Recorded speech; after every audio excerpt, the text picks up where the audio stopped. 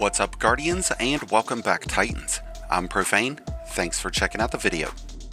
Prismatic Consecration has been one of the most reliable and most dominating build types in Destiny ever since the release of Final Shape.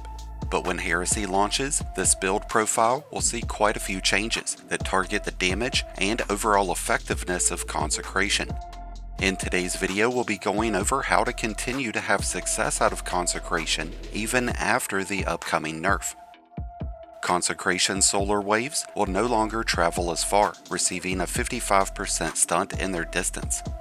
The damage of Consecration slams and the solar waves are also slated to deal 55% less damage, but this won't actually be as bad as it sounds. Because of how ignitions interact with enemies, this damage reduction is going to be scaled, with the intent that you'll deal less damage to single targets, but more damage to large groups of enemies. So when factoring everything in, when Consecration is used against a single target, this will end up being a 31% reduction in damage, and that will come down to 21% whenever used against two targets. And it's only going to be a 16% reduction in damage whenever used against 3 or more enemies. You can't sugarcoat this one. Consecration won't be nearly as powerful, but that doesn't mean that it's not going to be effective. With the right setup, you're still going to be able to clean house with Consecration. So we're going to be highlighting some of the best clash tree options, artifact mods, and exotics that you'll be able to build around during Heresy. In Revenant, the most powerful Consecration builds made use of a lot of stasis effects that were amplified with the use of our artifact. But in Heresy, our new artifact will see a good mix of strand and arc bonuses, so it's going to be in our best interest to build more into these. A new arc ability is getting introduced in Heresy called Bolt Charges, which is something that we want to be able to tap into, as it's going to increase our overall damage output and our crowd control efficiency, and there's quite a few new artifact mods that will help us activate those.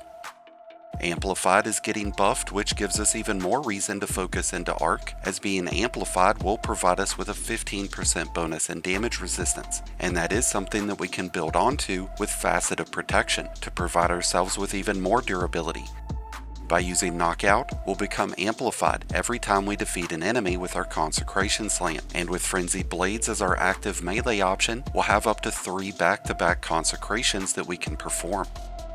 As we defeat enemies with our melee abilities, Knockout will provide us with as much as a 50% increase to our overall powered melee damage, and that's on top of the bonus health regeneration. By choosing to go with Frenzied Blades, we not only get the option of 3 Consecrations, but we can still use Frenzied Blades to trigger severing effects onto enemies. Severed enemies deal 40% less damage, which is something we intend on utilizing with this build as much as possible. When it comes to grenade options, I would recommend using Shackle grenades so that we can apply a darkness debuff against our enemies and get them suspended, making them much easier targets to hit with those Consecrations. There's quite a few artifact mods that will provide a lot of benefits whenever using arc abilities against severed enemies, so pulse grenades could end up being a powerful alternative. When it comes to our choice in super, it's going to come down to Thunder Crash or Berserker. Thunder Crash is a much more ideal option for burst damage against a single high value target, whereas Berserker is more attuned towards hitting a bunch of targets. It'll be easier to maintain amplified by using Thunder Crash, but we would gain the benefits of Woven Mail by going with Berserker, which would add on an extra 45% damage resistance, and if we've got Knockout equipped, we should be able to get amplified going pretty easily anyways. When it comes to fragments, we're going with Facet of Purpose, which will grant us with an elemental buff based on our choice in super. We'll gain amplified whenever running Thunder Crash, and Woven Mail whenever using Berserker. We've got Facet of Courage, so whenever we apply those strand debuffs onto targets, we'll give all of our light-based abilities a 10% bonus in damage, and because of Facet of Dawn, we'll give all of our weapons a 20% bonus in damage whenever we strike enemies with a powered melee. This radiance will last for 5 seconds, and while it's active, all of our weapons will gain the ability to pierce barrier champion shields, unless they already are preset to handle a different champion.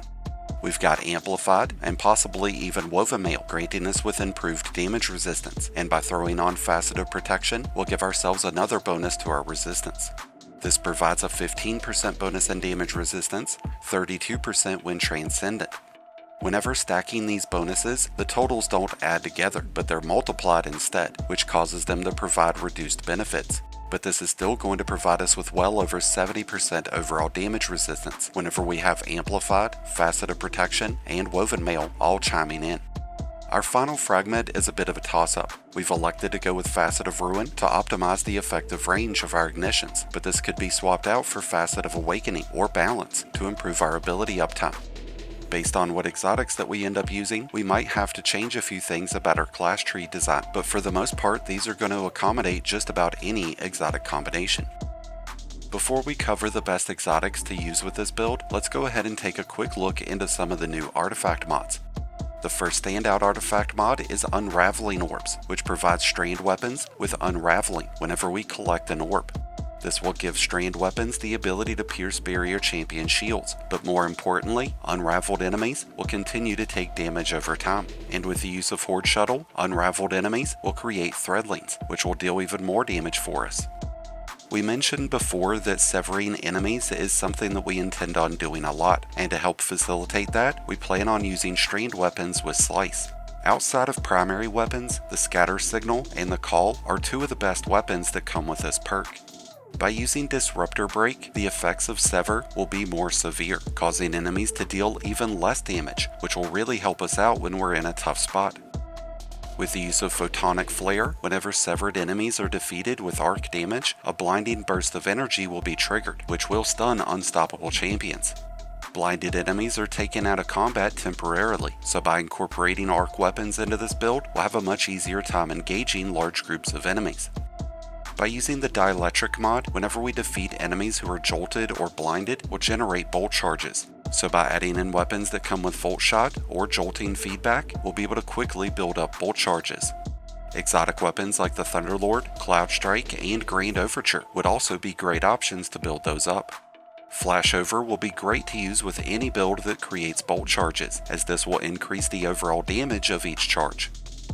Whenever we enter into content that includes champions, we want to make use of the Defibrillating Blast mod.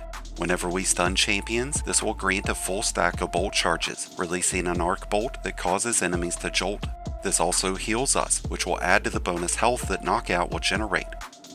And if we are making use of the Scatter Signal or any other fusion rifles, like the Scintillation or Euphony, then we want to be sure to equip the Particle Reconstruction mod.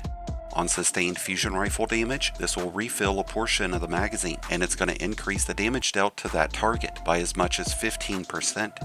Shotguns are customarily the preferred option whenever running a Consecration build, but you're going to have a lot of benefits in running fusions.